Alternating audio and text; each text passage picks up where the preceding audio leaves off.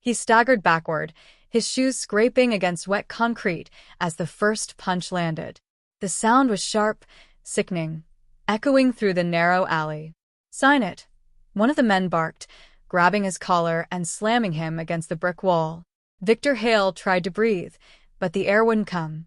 "I'm not signing anything," he managed to say, his voice strained but steady. Another blow hit him, harder this time. His vision blurred. "Don't make this harder than it has to be," a second man muttered, stepping closer, his tone calm in a way that made it worse. Victor shook his head slowly. "You don't scare me." The third man laughed. "We're not trying to scare you." A pause. "We're trying to convince you." A fist drove into his ribs. Victor gasped, folding slightly, but still he refused to drop. At the far end of the alley, a faint shadow shifted. She had been walking home, her hood pulled low, her steps quiet and steady. At first, she thought it was just another argument, something she had learned to ignore. But something in the rhythm of the voices made her stop. Not loud, not chaotic, controlled. She narrowed her eyes. "This isn't random," she whispered to herself. 17 steps away, she stood still, watching, listening, reading. Amara Cole had learned long ago that most fights weren't what they seemed. And this one was wrong. "Last chance," the calm voice said again. Victor spit blood to the side. "Do what you want." The man sighed. "Wrong answer." He raised his hand again. Amara moved.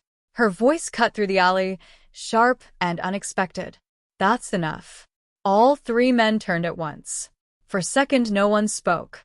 Then one of them smirked. "You lost or something?" Amara stepped closer, her face unreadable. "Let him go." The tallest man laughed. "Or what?" Silence. Amara's eyes moved, quick, precise, taking everything in. Their stance, their spacing, their weight distribution. 3 men. One distracted, one aggressive, one watching. She exhaled slowly. "I'm not asking twice," she said. The calm one tilted his head slightly. "You should walk away." "I can't," she replied. "Then that's your mistake." He stepped toward her, and that was all it took.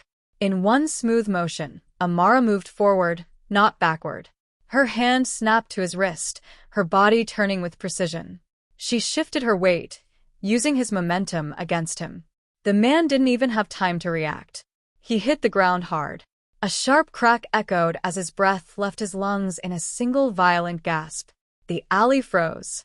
The other 2 men stared in disbelief. "What?" Before they could finish, Amara stepped back, her stance steady. "It doesn't have to go further," she said calmly. For the first time, uncertainty flickered across their faces. Sirens began to echo faintly in the distance. Amara didn't look away. "It's over." They hesitated.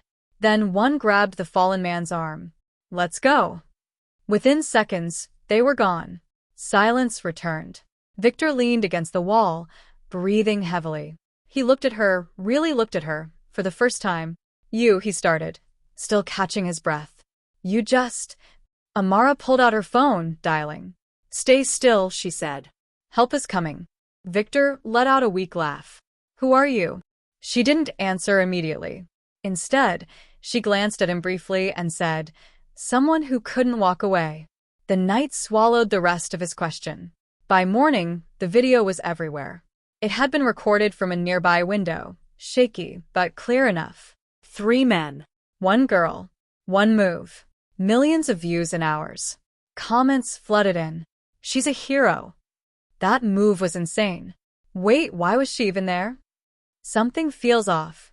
Amara sat quietly on the edge of her bed, staring at her phone. Her name was everywhere now. Her face. Her life. Her grandmother stood in the doorway, worry etched across her face. "Is it true?" Amara nodded slowly. "I didn't have a choice." Her grandmother sighed, stepping in. "There's always a choice, Amara." Amara looked up. "Not last night." The older woman hesitated, then sat beside her. "You could have gotten hurt." "I know." "Or worse." "I know." A pause. "But I couldn't just watch," Amara said softly. Her grandmother studied her face, then shook her head gently. You're too much like your father. Amara's expression shifted slightly. He would have done the same? Yes, she replied quietly. And that's what scares me. By afternoon, things began to change. At school, whispers followed her down every hallway. That's her. The girl from the video. She fought 3 men, but not all the attention was admiration. A teacher pulled her aside. Amara, we need to talk. Inside the office, the tone was different, colder. You understand this situation is serious, the principal said. I stopped an attack, Amara replied calmly. That's not the point, he said. There are questions about your involvement. Her eyes narrowed slightly. My involvement? Yes. Why were you there? How did you know what to do? Some people are concerned. Amara let out a quiet breath. Concerned about what? That this may not be as simple as it looks. The words hung in the air. Amara stood slowly. So, instead of asking why I helped, you're asking why I was capable? No one answered. Right, she said softly.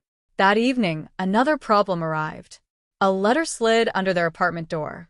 Her grandmother picked it up, her hands trembling slightly. Amara? Amara turned.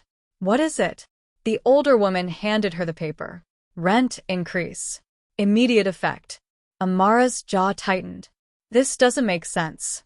It says we have 30 days, her grandmother whispered. Amara stared at the letter. Something about it felt wrong. The timing, the suddenness. A knock came at the door. Slow. Deliberate. Amara opened it. Darren Voss stood there, his expression polite but distant. I trust you received the notice, he said. Amara folded the paper slowly. This is sudden. Market adjustments, he replied smoothly. Her eyes locked onto his. We've been here for years. And things change, he said. Her grandmother stepped closer. We can't afford this. Darren gave a small shrug. Then I suggest you make arrangements. Amara's voice dropped. Why now? He smiled faintly. Timing is everything. A pause. Then he added quietly, You should be careful, Amara. Attention can be dangerous. The door closed slowly after him. Silence filled the room. Amara stared at the door, her mind racing. This isn't a coincidence, she said under her breath. Her grandmother looked at her, fear in her eyes. What are you saying? Amara shook her head slowly. I don't know yet, but deep down, she did.